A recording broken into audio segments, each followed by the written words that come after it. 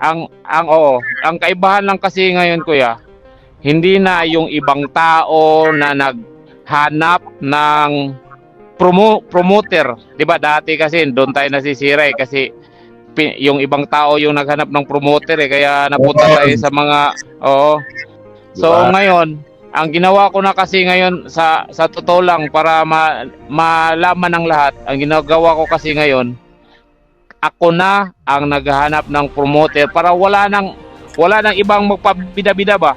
Coach Jason Casimero nagsalita na at meron siyang mga bagong pasabog at mga revelasyon sa kanyang kapatid na si John Noriel Casimero. Kalaban naman ni Juna Sultan na si Katsuma Akitsugi, bato-bato na ang katawan at sobrang handang-handa na sa laban. Mga kakwento, ating pakinggan ang mga paliwanag at pasabog ni Coach Jason. Kaya tara kakwento. At syempre, video courtesy po tayo sa YouTube channel na Cuando Alas It's My Boy at kay Kuyang Joseph. Isipin mo yung video na yan, yung kalokohan na yan. Kaya tayo na yan.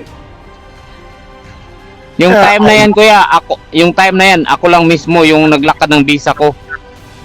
Kasi hindi nila nilakad talaga yung visa ko diyan. Kaya hindi ako nakasama. Ina-explain mo nga sa akin, di ba? Oo.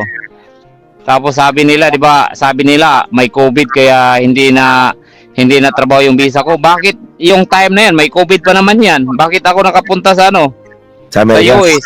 Oo. Nung nilakad ko na yung visa ko. Di ba? Yan din yung tanong ko sa issue ng magkapatid. Kung merong taong naghihinto kay Kuya Lods, bakit si Kuya Lods nakarating sa US? Na nung sila nagtrabaho ko ya, hindi ako nakapunta. Nung ako na yung nagtrabaho sa visa ko, ayan. Kasi Hindi. kasi sinasabi nila na sinasabi kasi nila kuya na may COVID daw kaya matagal na. Napakasimple na naman ang tanong ko, Kuya Lods, ha? Sagutin mo, gusto mo. Oh. Kayo ba, sabihin lang ikaw, wag na si Tata. Ikaw ba, ano ang dahilan bakit ka umalis sa MP? Dahil ba sa totoong pera na anaargabyado kayo? Or ibang dahilan? Ako talaga kuya, hindi naman ako yung mag-decide eh. At wala ako doon nung umalis si Tata. Sa bagay. Oo, sila lang yan doon. Nilayasan nga sila ni Tata eh. Sa bagay. Nilayasan lang kasi si Tata daw, hindi daw makapagpahinga daw kasi si Tae nagkakaraoke alas 2 na ng umaga. Yun ang hindi alam ng mundo eh. Na nung panahon ng hiwalayan, wala ka dun. Hinihiwalay Wala. ka. Nahiwalay ka Wala. na actually. Nahiwalay ka na. Oo. Tapos ako yung sinasabi nila na ako yung dahilan kasi ako yung nag-udyok daw. Si Tata hindi maudyokan yan kung anong gagawin niya. Kung may sisihin kayo na si Tata umalis sa MP, hindi ako, sino yun kuya? Si Stephen. Si Punas. Si Punas yung kasama niya. Hindi ako. Yun ang di ko alam. At kung sinasabi nyo naman na dahil sa akin, kaya nagkalitsi-litsi na yung buhay niya, hindi totoo yan. Si Tata, walang paki kung magkaroon man siya mong laban o wala. Ikaw ba, Kuya Lods, kaya mo explain bakit ka nasapak o nasaktan ni Tata at kinakalat ni SB? Kaya mo ba i-explain yan? Kuya, kaya kong i-edit yung mukha ni Tae na kumakain ng kahit ano. Pwede ko rin gawin yan. Kahit anong gawin.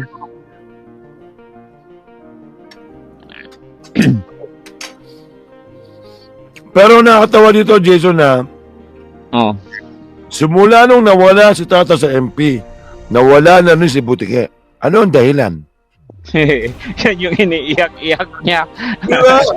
Kasi nakilala lang naman siya sa impi-impi na yun, nung time na yun, nung nakasama namin siya, isang bisis lang ha. Pero ang dami niya lang alam sa buhay namin, isang bisis lang. Kuya grabe yung Naman, ang mga tao, kung gusto nilang manira, sisiraan nila yung tao. Pero hindi nila kailangan isipin yung sarili nila kung ano meron sila. Kaya nga kuya grabe yung isip nila sa buhay namin eh.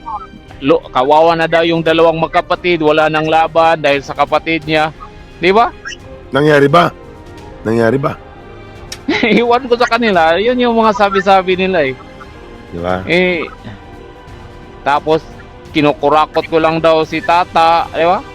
Hindi nga tayo kapag makakuha nga tayo ng sponsor, wala nga tayong paki dyan kung magkano lang ibigay ni Tata eh. Kung bibigyan ba tayo eh. Basta ang sa akin lang, si Tata maging masaya lang. Magkaroon lang ng laban. Hindi kasi ako, sinasabi kasi nila dahil sa akin hindi pa nagkaroon ng laban eh. And dahil sa akin kaya nagkaganito daw yung buhay ni Tata. Hindi niyo ba alam na ang dami kayang kasiraan na ginagawa nila sa akin. Kaya pwede nilang gawin 'yun. Nasiraan ako sa mga tao. Di ba wala ka pang bahay na yung puro pader ngayon?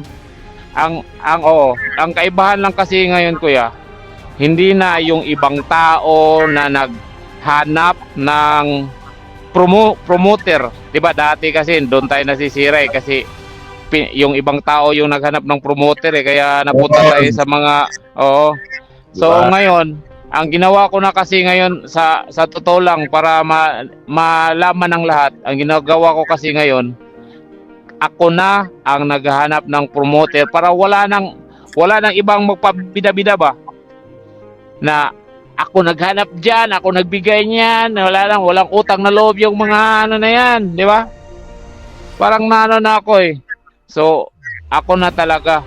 Tapos pag kinausap ko yung promoter, kami na lahat yung para kumbaga kung may nasabi man ako na hindi totoo, para malaman din nila kung ano yung pinagsasabi ng Pero ako, Kuya Lods, lahat nakikinig dyan. Dumating yung time na natulungan kayo o nakasama nyo ang TVP. Sabihin natin na 4 ang nabigay sa inyong laban sa loob ng 3 taon. Regardless, masaya ako na nakilala natin sila.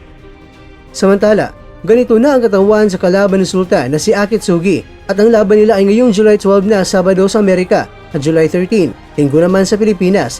Handa na ang Japanese-American na talagang puspusan ang ginagawang paghanda para sa kanyang inaabangang laban kontra sa batikang Pilipinong boksingero na si Jonas Sultan. Ayon sa mga ulat mula sa kampo ng Hapon, seryoso at disiplinado ang kanyang pagsanay na binubuo ng matinding sparring sessions, conditioning at pag-aaral sa galaw ni Sultan. Target ni Akitsugi ay pagkita ang kanyang bilis, teknik at ring intelligence upang mapatunayang handa siya na sumabak sa mas matinding laban sa pandaigdigang entablado. Mga kakwento, may mas karanasan si Sultan pero naniniwala ang kampo ni Akitsugi na sapat ang kanilang game plan upang mapigilan ang agresibong estilo ng Pilipino. Sa panig ni Akitsugi, ang laban na ito ay hindi lamang isang pagsubok sa kanyang kakayahan, kundi isang hakbang patungo sa pagiging contender sa world title. Kaya naman, good luck sa ating kababayan, ang One Punch ng Bayan, Jonas Sultan.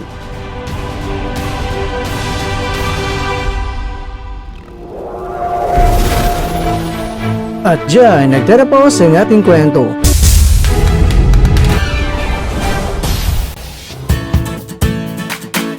Maraming salamat mga kakwento sa inyong panonood. Pero baka naman mga kakwento ay nagustuhan niyo po ang kwento natin ngayon. Baka pwede niyo po akong mabigyan dyan ng like, subscribe at pa-click na rin sa bell button.